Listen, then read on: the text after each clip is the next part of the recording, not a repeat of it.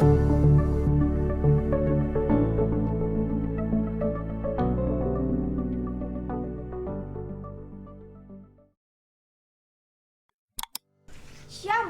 tutti fratelli.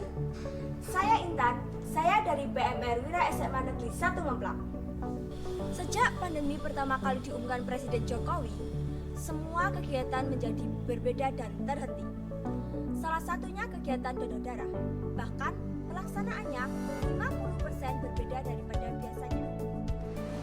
Tahukah kalian, dari data PMI menunjukkan bahwa terdapat 50.000 kantong darah, sedangkan setiap 8 detik terdapat 1 orang yang membutuhkan transfusi darah.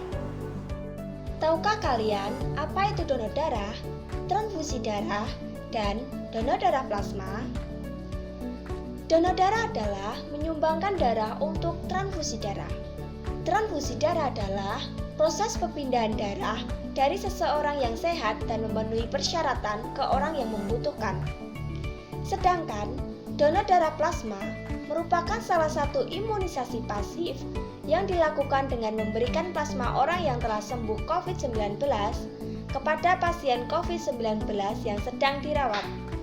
Hal ini bertujuan sebagai terapi tambahan. Saat ini kegiatan donor darah cukup berbeda, sehingga kita perlu memahaminya. Untuk itu, mari kita pelajari syarat donor darah biasa dan syarat donor darah plasma.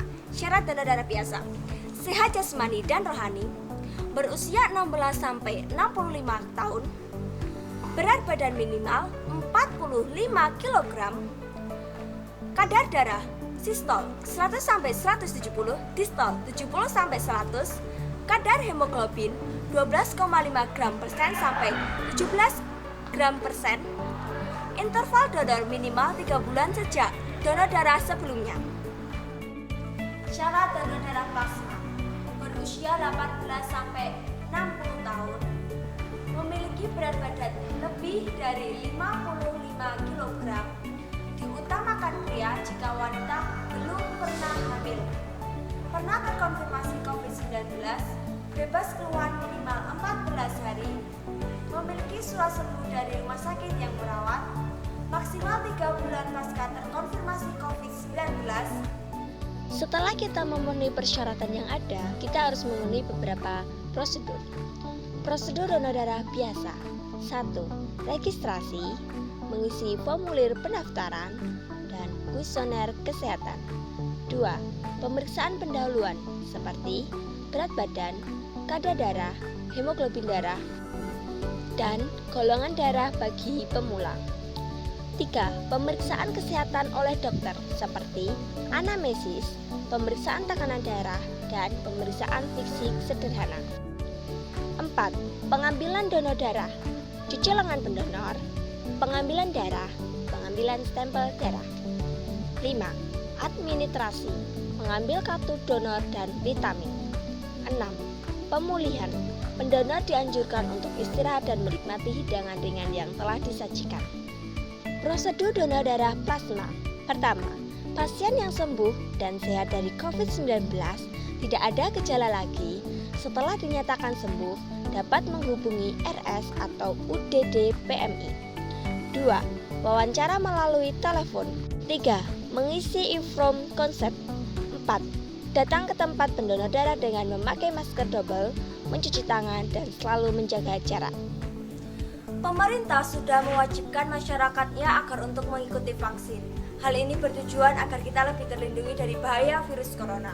Buat kalian yang sudah mengikuti vaksin dan ingin mengikuti donor darah, terdapat jaraknya loh.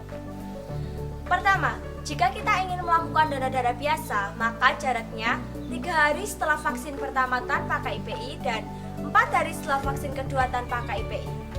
Kedua, jika kita ingin melakukan donor darah plasma, maka jaraknya 7 hari setelah vaksin pertama dan vaksin kedua tanpa KIPI. Jika terdapat KIPI, maka 4 minggu setelah vaksin kedua baru diperbolehkan untuk donor darah kembali. Teman-teman tahu nggak? Setelah kita melakukan donor darah, terdapat banyak manfaatnya loh, seperti menjaga kesehatan jantung, meningkatkan produksi sel darah merah, membakar kalori, memberikan kesehatan psikologis, dan mendeteksi penyakit berbahaya. Menjaga jarak fisik memang perlu dilakukan, tetapi bukan berarti harus mengabaikan apa yang menjadi kebutuhan. Ayo, tetap berbagi kebaikan dengan berdonor darah bagi yang membutuhkan. Ada kemumu di dalam semak, lari terbang mendengar babat. Terima kasih sudah menyimak, semoga bisa memberi manfaat.